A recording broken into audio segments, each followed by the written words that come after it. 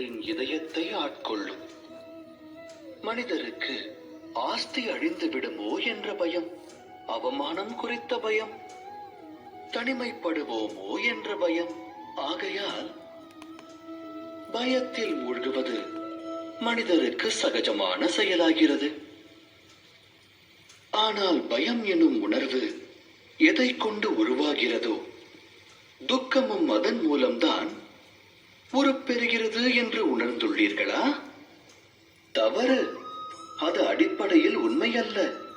மனிதனின் அனுபவத்தை கொண்டு கூறுகிறேன்.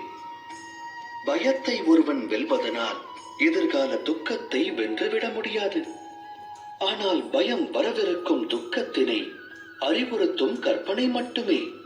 ஆராய்ந்து பார்த்தால் இரண்டிற்கும் எச்சம்பந்தமும் இருக்காது. இந்த உண்மையை உணர்ந்த பிறகும், பய உணர்வு கற்பனை மட்டும்தான் என்று அறிந்த பிறகும், அந்த உணர்விலிருந்து விடுபட்டு பயமற்று வாழ்வது சாத்தியமான ஒன்றா? சிந்தித்து செயலாற்றுங்கள்.